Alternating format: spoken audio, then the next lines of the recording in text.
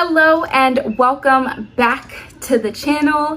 Today is going to be a very talky video. I'm just on here to quickly run through the pros and cons associated with interlocking versus retwisting so that you can have some knowledge when you go to decide which method you might want to use on your locks. See, very simple. All right, so I'm going to break it down by like categories and then just kind of like look at it from the perspective of interlocking versus retwisting. So when you go to maintenance your hair, something you may look for is a particular look. So the first category is going to be the look.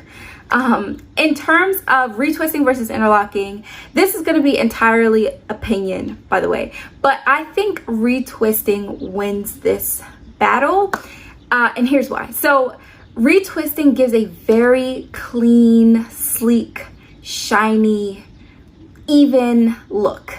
And interlocking, while it does give a very neat look, it's not the same like uniform barrel. It's not the same shine even if your hair is shiny, you're going to get a shinier result with retwisting versus interlocking. Interlocking is going to give you a braided like pattern at your roots, and retwisting is going to give you that barrel that everyone associates with locks. I will input pictures, by the way, as I'm talking. You may have already seen pictures, but yeah, so retwisting very much wins the look category in my opinion. However, we can't sleep entirely on retightening. Retightening does still give a very nice look, and I retighten majority of the time, and people are always like, oh, your locks look really neat. So obviously retightening does not make it look bad.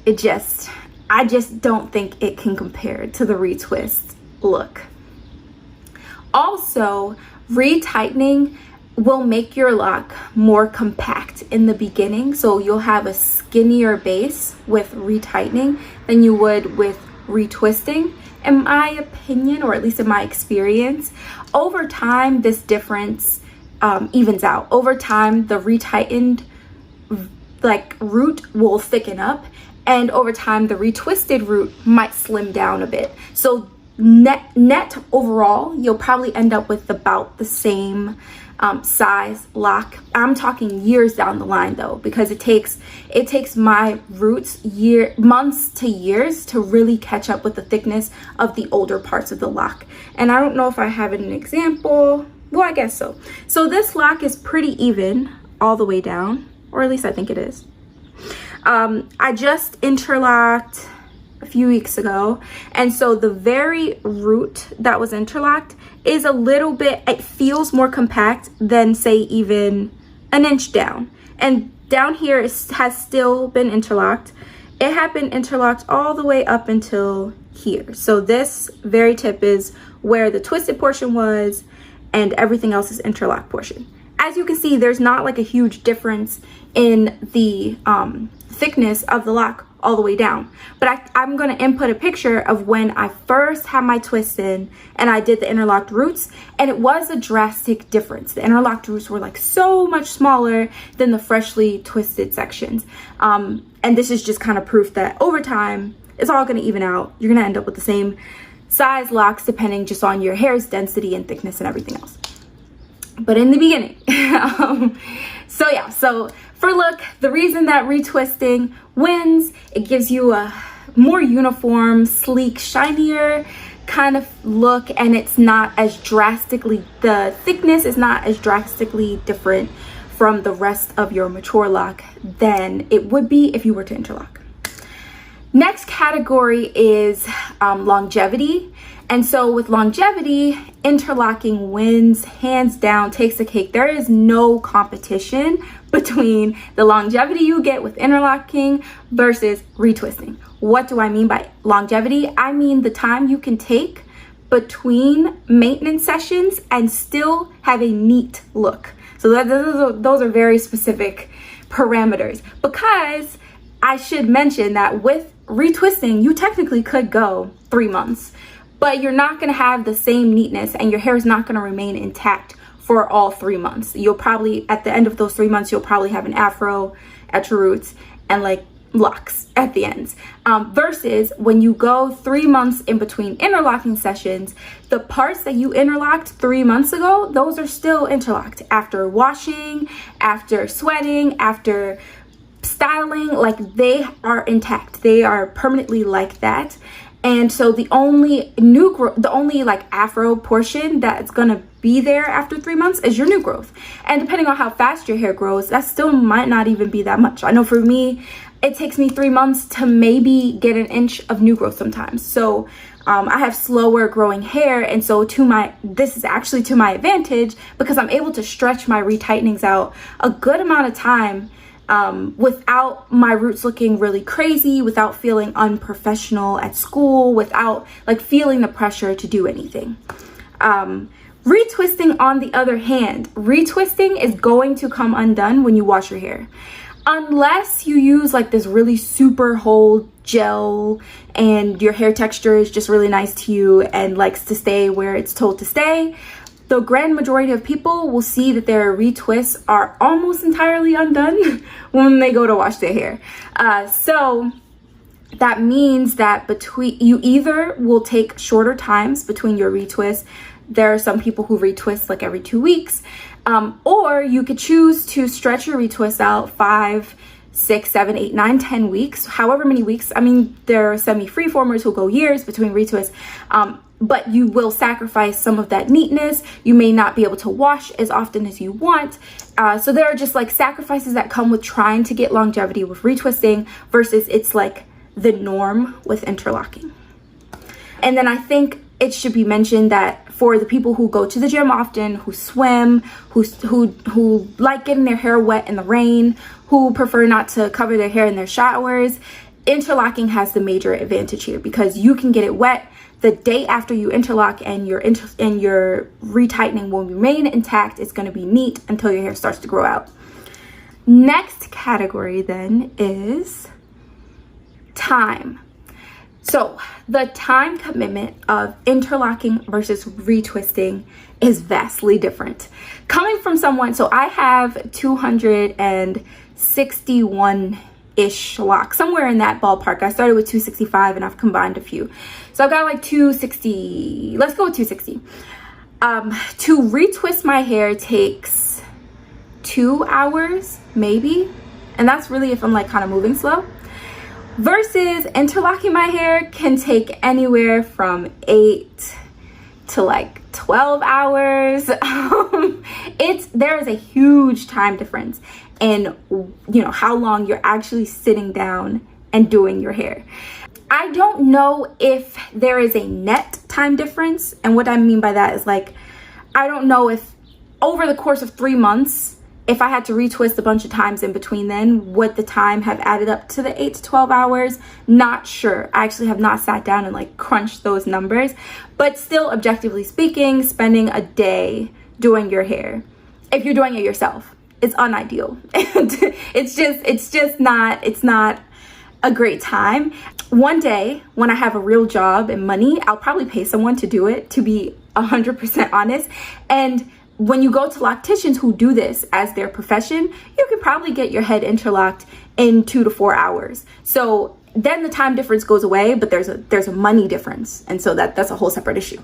But if you are a DIYer like myself, then interlocking is just going to take you a lot more time. There's more skill involved, I believe, in interlocking, making sure you're not putting holes in your hair and using a tool, versus just retwisting. You can retwist with water and oil, slap a clip on it, like literally anyone can retwist their hair. So yeah, time difference, skill difference, definitely a major difference, and retwisting is winning on that front. Interlocking definitely took the L on this one. Next is product usage. That is the next category. And I think interlocking wins here.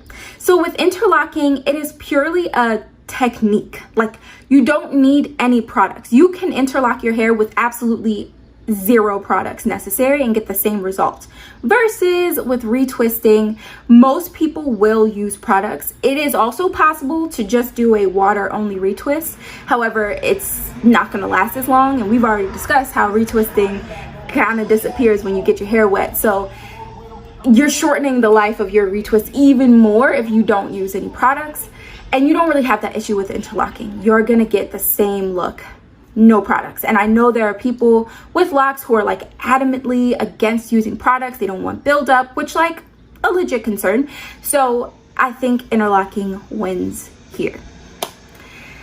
The next category is potential for damage. So with any type of manipulation of your hair, you have the potential of just damaging it from over manipulation, from putting things in too tight. And I always go back and forth on whether I think interlocking or retwisting is more damaging. I actually don't have an opinion here. Here's why. So with interlocking, there is always the potential to do it too tight. And when you interlock your roots too tight, it's like kind of like installing braids too tight. You just gotta wait for your hair to grow. Unless you're gonna go in and undo some of the rotations, which I actually have done before. I did a lot of my roots like way too tight. I don't know what was going on this time. And I was getting tension bumps. Like it was a disaster. I was just convinced I was gonna give myself traction alopecia. Like it was really bad. And I went in and I like felt where the lock had been pulled through last, and I backed it up out through the roots and like undid the last rotation to loosen up all of my interlocked roots. But as you can imagine, that took a long time. It's just not a very efficient use of your time. So try not to do your roots too tightly the first go around instead of having to like backtrack and take them out. Either way though, I think that interlocking just has the capacity to be done way too tightly. And I see it on social media like being done too tightly. So I think that's why I'm like on the fence about interlocking. But then retwisting, just having to do it more often than yes, interlocking can be stressful on the hair, but that's 4 times a year if I do it every 3 months, versus retwisting could be as often as twice a month, right? So that's a huge difference in the amount of manipulation you have to do. Clips still do provide lots of tension. Tight twists or styles or whatever to retain or maintain the retwist also provide a lot of tension. So it's like on one hand, with interlocking, you have the potential to do a lot of damage if someone doesn't know what they're doing and they do them too tightly, and you kind of just got to wait it out. And then on the other hand, retwisting has the potential to do damage because you have to do it so often and you're still putting tension on your hair. It's just easier to undo. You can just untwist it if it's too tight, right? Like it's not the same as having to like back up all your hair through your roots. So I don't know. I have no opinion on that. Y'all can battle it out in the comments, like which one you think does more damage, because I don't know. I think it's a tie. I don't think anyone loses there. And then let's see. Last category is texture. So this one is something I didn't like come to think about or even realize until I was more than 2 years into my lock journey, so very recently.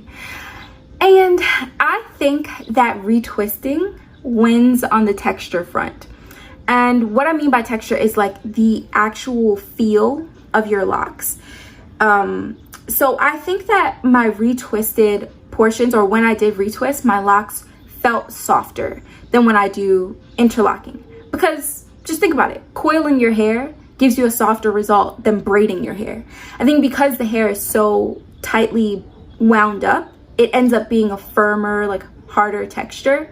It's not objectively hard. Like my hair overall is still very soft. It feels like cotton, like if you were to braid up cotton. Like that's what it feels like. However, braided up cotton is still harder than regular loose cotton, if that makes any sense whatsoever. So I think retwisting will give you the softest version of locks that you could possibly get, versus interlocking doesn't give you hard locks, but it's not going to be as soft as retwisted locks.